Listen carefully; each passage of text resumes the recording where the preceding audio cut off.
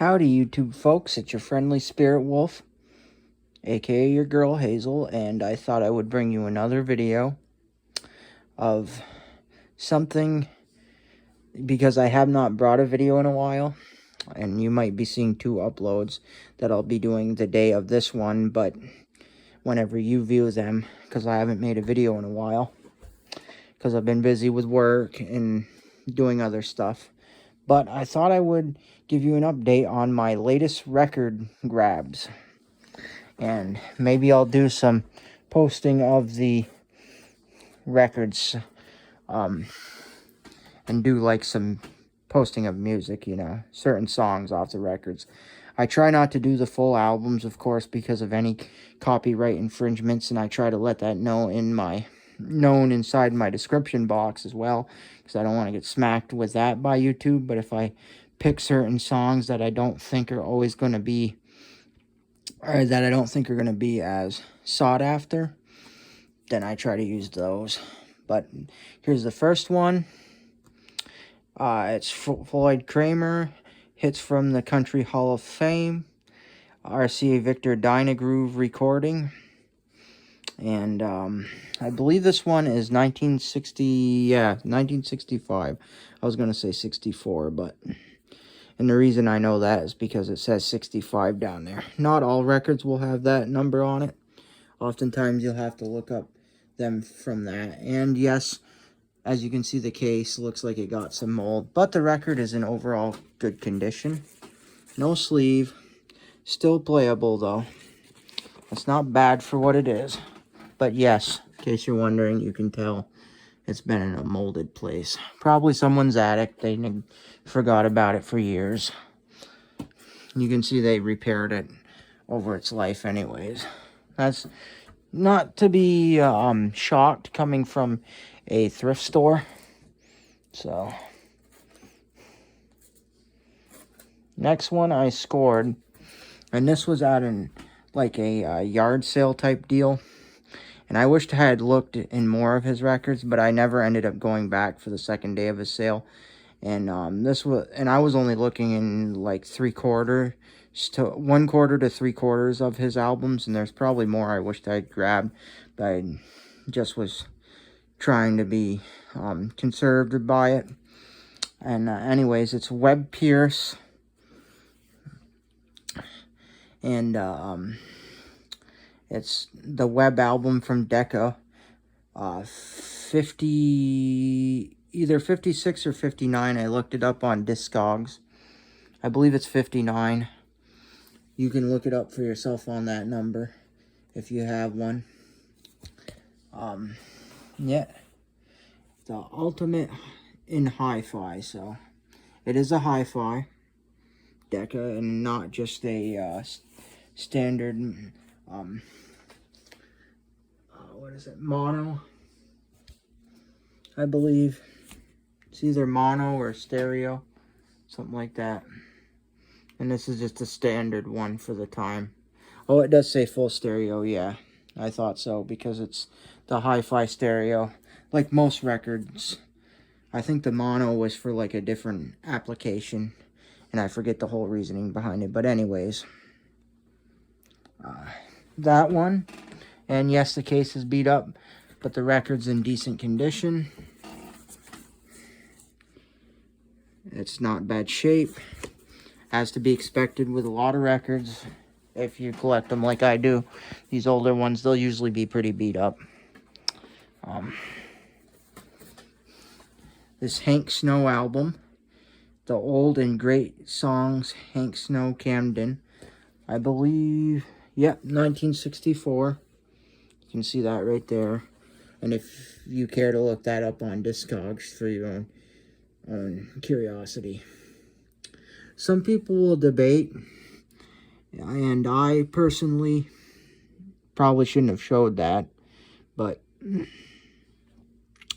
I will debate whether one should scribble on a vinyl or not, their name. And I personally take it here or there. I probably will never do it, but it is neat in some ways, in case it happened to be like a relative of mine. I know that person's probably not a relative of mine, but if it happened to be a relative of mine, that would be great, because then I could know that maybe it came from them. But, yeah, and the record's in good shape on this one. Also, I got this one right here, The Blue Side of Lonesome, Jim Reeves. And I posted a thing on Facebook, and believe it or not, it happened to land on the same day of the anniversary of his death. A legend that, sadly is long gone from our view, but this one was done in '67. If any of you know anything about these albums, you'll know that they're most likely just his popularized songs from like the 50s and early 60s, because this one's 67 to mid 60s, all compiled into one album. And to be honest, if you were a record collector and you really didn't want to have as many records, you could probably find one like this or one of them and pretty much have all of his songs. Because if you look at some of these, there'll be repeat songs on there that are on another album if you do it, and you don't really need all these. I'm just a heavy hitter collector who likes to have all of them. To say I have them all, I admit that. At least one copy of each one. So really, to be honest, it doesn't matter a whole ton if you get all of the albums. It's just, it is cool to have them all. And let's see. Here's another one that I got recently. This is yes, I probably showed that I have this already, but this one has the black label on it. I don't really know what the whole difference is, other than I believe this one is monophonic, and I believe this one, I could be wrong, let me see here. Okay, so it was made in the US, because I believe a lot of like these ones with the Camden on them ended up in Canada, but I could be wrong about that. I believe, like I said, I believe that all that black label is for the focus here, monophonic, which I don't really stereo derived from monophonic, but I don't really know what the difference between monophonic and hi-fi stereo is, other than I think hi-fi is a little higher resonation with the record, versus the monophonic is kind of like a dimmed down. And if you care to look up to definitize that it is from 67, or 64, which it's from, you can look up this number, but you will most definitely see on Discogs that it's going to say 1964. Or if it doesn't, it's because they didn't need to, because it's right down there on the back of the record. But sometimes with these ones that have it on the record, they won't do it, because you can automatically guess whatever that's from. Okay, where's the next one that I got? Okay, the next one that I got is this Skeeter Davis album. Again, album cover is to be desired, like most album covers that end up at thrift stores. It's another RCA Canada. It's Skeeter Davis, I forget, or the Skeeter Davis, basically like a greatest hits album. I think technically, because they made that bold, it's I Forget More Than You'll Ever Know album. But I don't know. I could be wrong about that. I think that's what the album is. And this one was done in '64. But if you care to look that up, you'll probably most likely find it'll say it was either say that it was done in 1964, or it just won't have it because it's on the album on these ones. Which is typical for like a website, Discogs, because they figure you already know it's from '64 by looking down at that label. And this is one of the other ones I got from the sale. I believe this is a 56 or 58 or 59 album. I think it was a 56, I want to say, or 58, but I forget. You can look it up and find yourself, really, from this number right here. But it's 50s Decca Winner of Your Heart Kitty Wells album. Basically just another, as a lot of albums are, kind of just like the hits. This one might be songs made for this album, I don't know that, but I'm guessing this is probably just another, like, greatest hits of this person. And so this would be mostly mid to early 50s songs anyways, if that was the case. But they could be songs that were wrote for this album, who knows. Oftentimes that's what it is. And I think that's... Oh no, there's some more in here.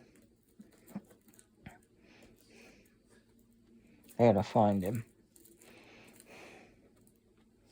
Here we are. I believe this is one of them that I got recently, and I don't know if I showed it. Some people might say, because this is a dying art of dance, is it really worth grabbing these? I just have a fascination with the square dance and just feel the need to save these. I know some people will debate whether, even if you're a country collector, if it's worth having these or not in your country collection, because really, who square dances nowadays? I mean, there are still some people, but I'm sure some people are like, did you really need that? And then also, because, like I said, I'm a square dance addict. I have an obsession to the square dance records. The Swing Your Partners. It does not say on the record. If I remember looking this up right, I couldn't find a date on it, sadly, but I can almost guarantee you this is 1950s. By the way she is dressed, her hairstyle, his hairstyle, and the clothes he's wearing.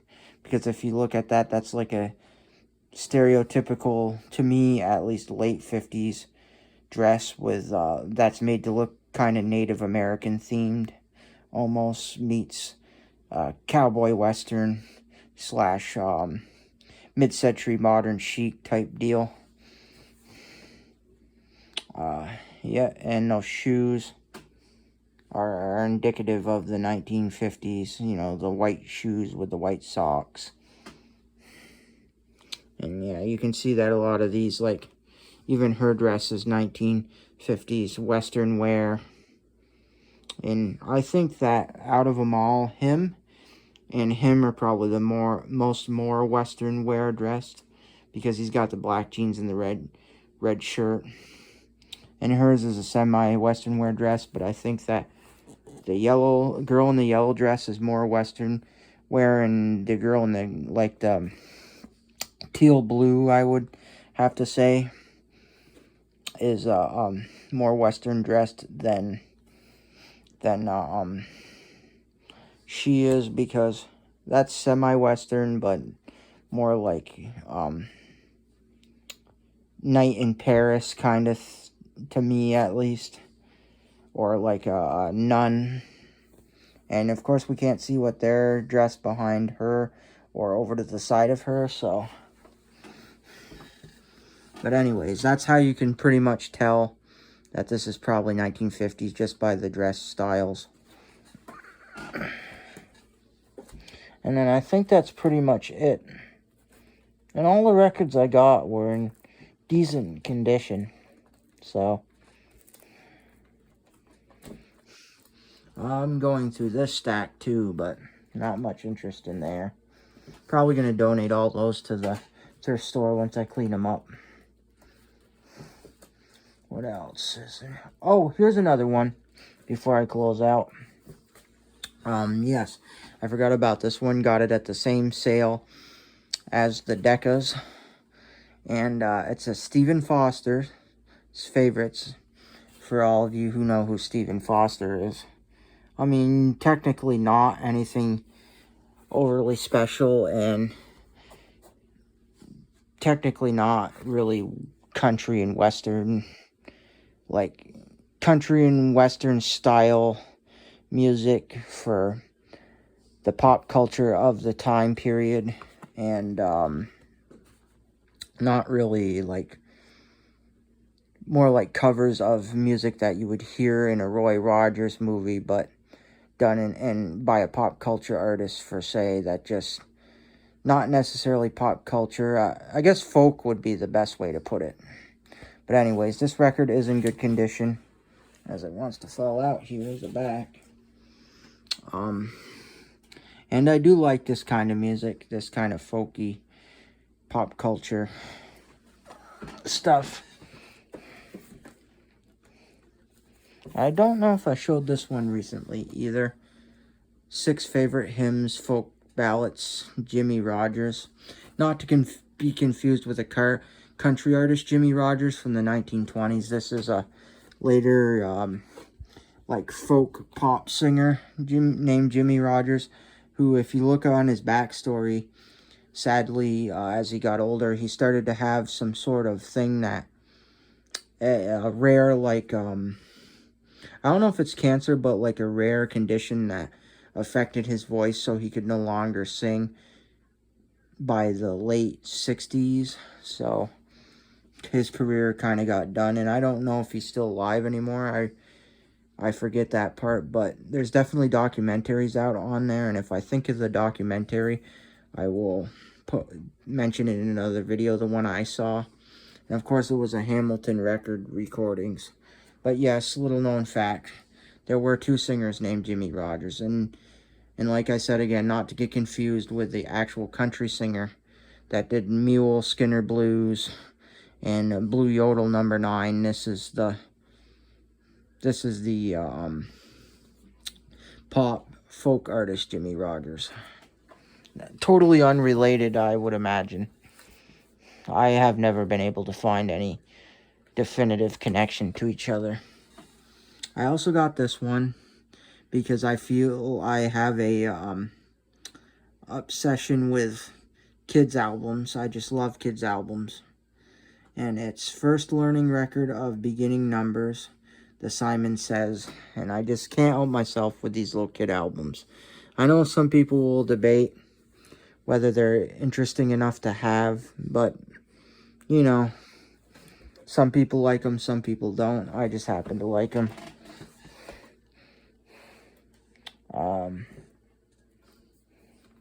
Here's another one. This is a Roger Williams. And I like Roger Williams' music. Even he's a pianist.